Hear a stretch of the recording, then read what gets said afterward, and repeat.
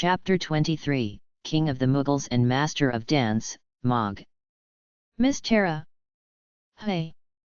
Chere blinked and narrowed her eyes, trying to see who was calling her name.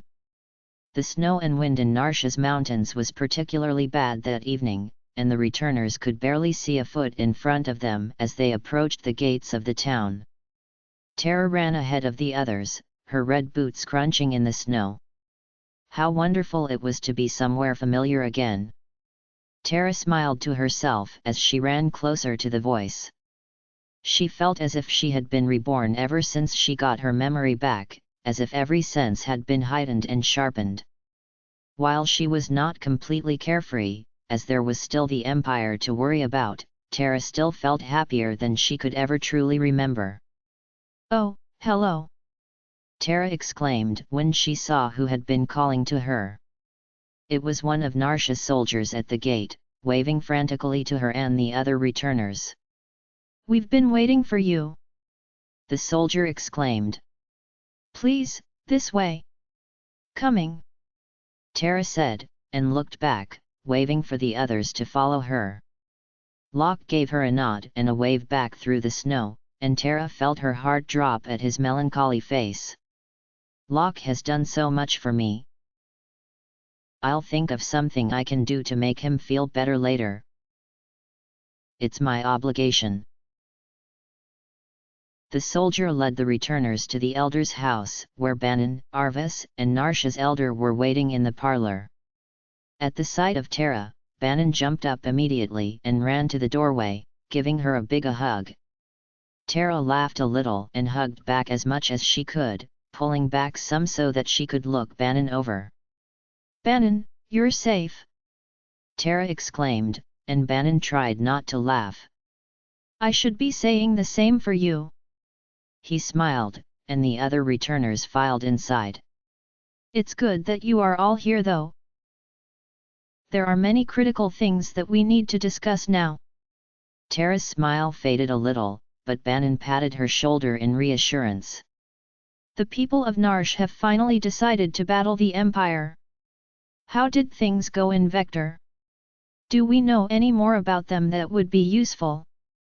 Cyan stepped up for this question, and began to explain to Banin about everything they had seen in the Magitech research facility, and how they now knew how the Empire got its magic. He also explained that the Magitech research facility was now basically destroyed, although that would only slow the Empire down for a little while. He left out everything about Celes and Sid. It wasn't necessary to drag up the more painful part of the mission. We can take advantage of them by using Figaro's machinery, Edgar added. Now that their own supply will be crippled for a while yet. I see. Arvis nodded, finally speaking up. Your plan would combine Narsha's money with Figaro's machinery to storm the Empire.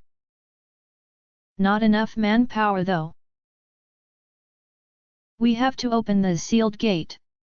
Banin suddenly interrupted, and Chere gasped as everyone turned to stare at him. To the Esper world. She trailed off. We'll never be able to beat the Empire without them. Arvis reasoned. They've had the power of Espers on their side this whole time. How can we compare? When the gate has been opened, we'll have the Espers attack from the east. And we can storm in from the north at the same time. Chere gulped and felt her knees sinking a little. The Espers. They wouldn't understand their need for help. After what had happened the last time humans traveled to their realm. There is no way around it, Locke suddenly said, and Chere looked up at him in surprise. We must get the Espers to understand. Banin began. We have to establish a bond of trust between humans and Espers. Only one person can do this. Banin looked to Chere, and she blinked. She felt ice line her stomach when she realized the true situation that they had fallen into. There was no way to attack the Empire without more power. And the Espers held that power.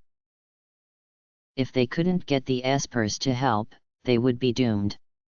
All of their sacrifices, pains, and efforts would go down the drain. Now was not the time to be selfish with fear or doubt. Half human, half esper. My existence is proof that such a bond can exist. I'll do it! Chere suddenly cried. I'm the only who can. Everyone looked relieved at Chere's burst of confidence, and Locke smiled a little, giving her a playful punch on the arm. Chere turned her attention away from him to Bannon, who looked excited and nervous at the same time now. Get the espers to understand, and we can bring this war to a screeching halt. I know you can do this, Chere. Chere nodded, and Bannon pressed his hands together. Our battle lies before us. We must make ourselves ready.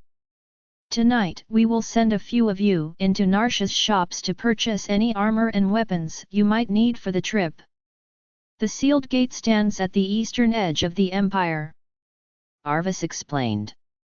There is a base there, but somehow you will have to slip through. Are you sure you want to come, Locke? You didn't look so well back at the house. Yeah, don't worry about it, Edgar. I'm just really tired.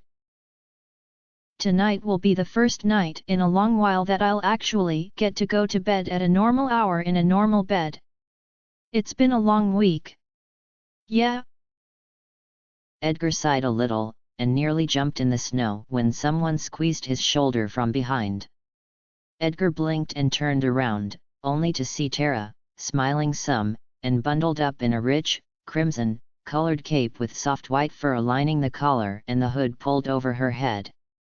I'm coming too, Chere announced, and Locke laughed a little. All right, but you're doing all the shopping. You are the girl and all. Fine by me, Chere said, and managed to get in between the two men as they started walking towards Narsha's shopping square.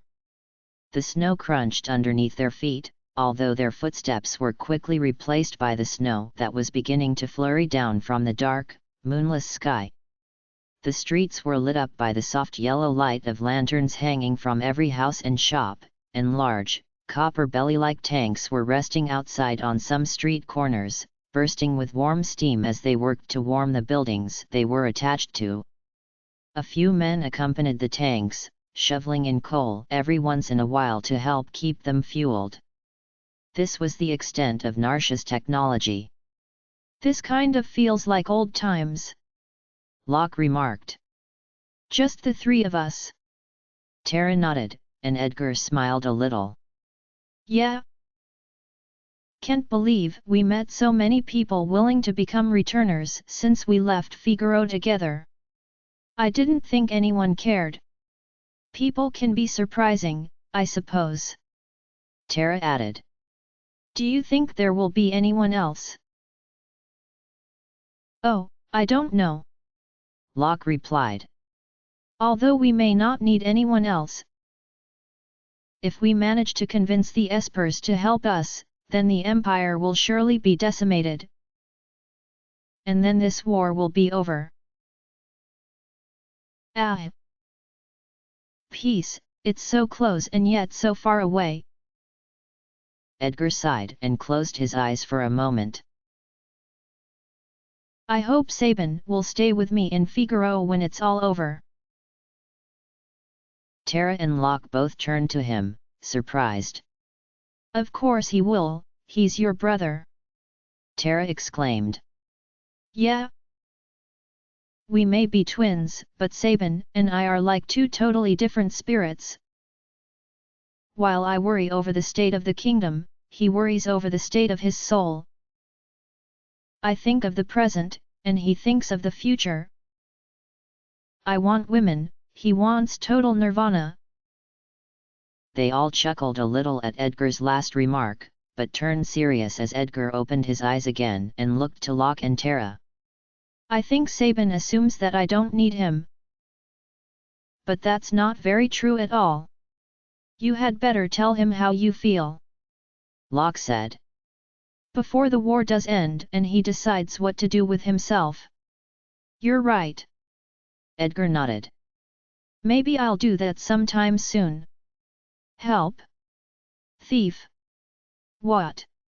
Locke suddenly cried, turning red. Who said that?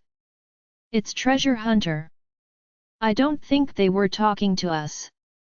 Chere cried, and looked around to see where the voice had come from. There was a small commotion coming from the rather large treasure storage shed just a few yards away, and the shattering of a window as a tall, cloaked figure flew through it and tumbled into the snow. Before anyone could approach it though, the figure jumped up and started running, manically laughing as he shoved something shiny in his pocket. Gee whoa! I've been made! I am Lone Wolf, the pickpocket. With that, he disappeared around the corner, and the returners looked at each other. We should stop him! Chere cried, and Locke and Edgar nodded in agreement.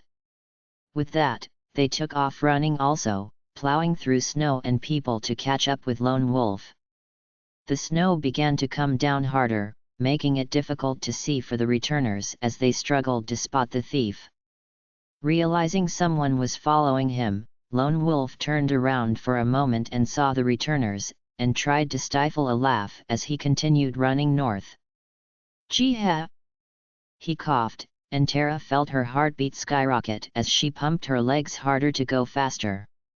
She, Locke, and Edgar practically ran in a straight line through the center of town until Lone Wolf took a quick turn left and leapt off a small ridge, disappearing amongst the caves and mines of western Narshe. Chere started gasping for breath as she, Edgar, and Locke came to a screeching halt at the edge of the ridge, not wanting to take the chance to jump, as it was fairly dangerous. Where do those mines lead to? Chere gasped, and Locke jerked his thumb backwards. To the northern snowfields, where we battled Kefka. There's a shorter way, so let's cut him off. Right! Edgar exclaimed. Lead the way, Locke. So this time, it was Locke who took point and lead the team back a few roads from which they had already came until they reached Arvis's empty house. Locke threw open the door and let Chere close it behind them since she was the last in line, and the team tore through the house to Arvis's back door, which Locke threw open also and ran through onto the small catwalk Arvis had that led to another part of the mines. I remember this now. Chere trailed off as they ran into a new mine shaft. Their footsteps echoed loudly off of the cave walls, only to be outdone by the large puddles they stepped in every few feet. A few moments later, they had emerged into the cold Narshe air once more, at the southern point of Narshe's snowfields. However, when Locke, Edgar, and Chere separated in the fields to find Lone Wolf, there was no trace of him anywhere to be found. What the hell? Locke demanded. He could not have beaten us here. Edgar tried to reason, although he was doing it quite loudly and angrily. Oh my, you're rather persistent. A snarling voice suddenly exclaimed, and Chere screamed as a shadow leapt out from her side and gave her a hard shove into the snow before running further up north, disappearing in a gust of snow-filled wind. Chere groaned and stood up, brushing the snow off her cape as she tried to recover from the surprise of being attacked by Lone Wolf. Are you okay? Locke asked worriedly, and Chere nodded, the snow that had gotten on her face stinging her terribly as she wiped it off.